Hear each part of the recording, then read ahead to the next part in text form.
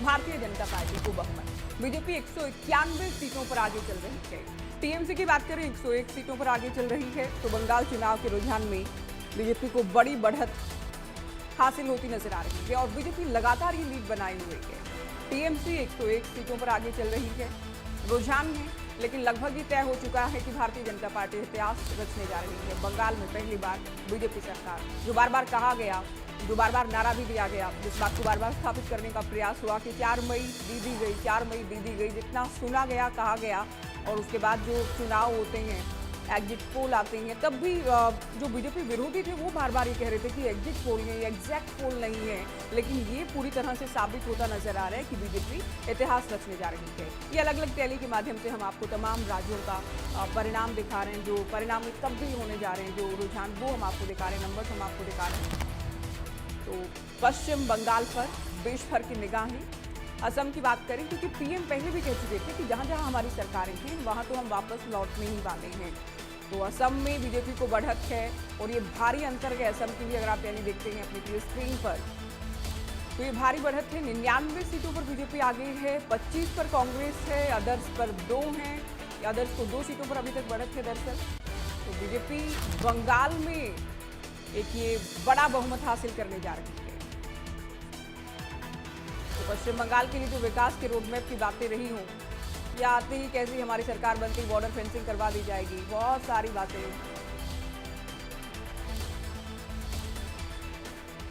चलिए सीधे आपको लिए चलते हैं। बीजेपी नेता सांसद सुभाष बराला जी हमारे साथ जुड़ गए हैं। स्वागत है आपका इंडिया न्यूज हरियाणा पर। बराला साहब, आज खुश तो बहुत होंगे क्योंकि सबसे बड़ी विक्ट्री तो अपने आप में बंगाल की होने जा रही है, इतिहास रचने जा रहे हैं आप लोग। पहला रिएक्शन आपका।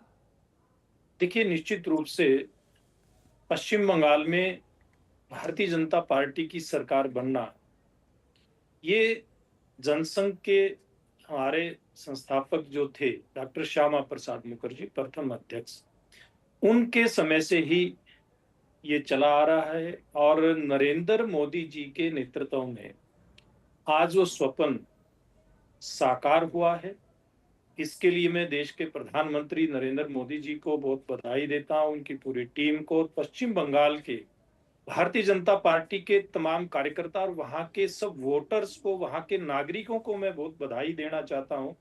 उनको मैं धन्यवाद भी उनका मैं करना चाहता हूं कि उन्होंने आखिरकार डॉक्टर श्यामा प्रसाद मुखर्जी का स्वप्न पूरा किया है। क्योंकि डॉक्टर श्यामा प्रसाद मुखर्जी ने, जब देश में नेहरू जी पहले प्रधानमंत्री बने थे, उनके साथ वो मंत्रिमंडल के सदस्य थे, और उन्होंने उनकी नीतियों से नाराजगी प्रकट करते हुए और उनका मंत्रिमंडल छोड़ दिया था और जनसंघ की स्थापना की थी। और पंडित दीनदयाल उपाध्याय जी जैसे राजनीति के बड़े मनीषी उनके साथ लगे थे महामंत्री के नाते। उन दोनों ने मिलकर के कैसे जनसंघ को आगे बढ़ाया, और फिर भारतीय जनता पार्टी जो आज वट वृक्ष के रूप में हम सब लोगों को देखने को मिलती है, और इसको पूरा देशव्यापी बनाने का जो काम किया है, वो देश के प्रधानमंत्री नरेंद्र मोदी जी ने किया है।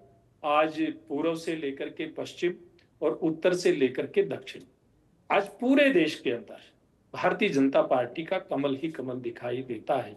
इसके लिए नरेंद्र मोदी जी के नेतृत्व में जो भारतीय जनता पार्टी की पूरी टीम 5 प्रदेशों के अंदर, बेशक चाहे 2 प्रदेश असम और पश्चिम बंगाल, जिनमें भारतीय जनता पार्टी की अपनी स्पष्ट बहुमत की सरकार है और बनने जा रही है, और पुडुचेरी में लगता है कि एनडीए की सरकार बनने जा रही है। केरल में हम पहली बार खाता खोलते दिखाई दे रहे हैं, और तमिलनाडु में भी भारतीय जनता पार्टी ने अपनी उपस्थिति दर्ज कराई है। तो ये कमाल हुआ है। प्रधानमंत्री जी के नेतृत्व में उन जो सरकार चल रही है, उसकी जन कल्याणकारी नीतियां, देश को आगे लेकर के जाने की जो नीतियां हैं, उनके कारण से आज भारतीय जनता पार्टी इतनी मजबूती से सब दिशाओं में मजबूती से उभर करके आपके सामने आ रही है। बहुत शुक्रिया आप हमारे साथ जुड़े। बहुत बधाई भी आपको, जो प्रचंड जीत हासिल करने जा रहे हैं आप लोग। हालांकि अभी रुझान है, लेकिन रुझान परिणाम में तब्दील होते नजर आ रहे हैं। कोई बहुत बड़ा फेरबदल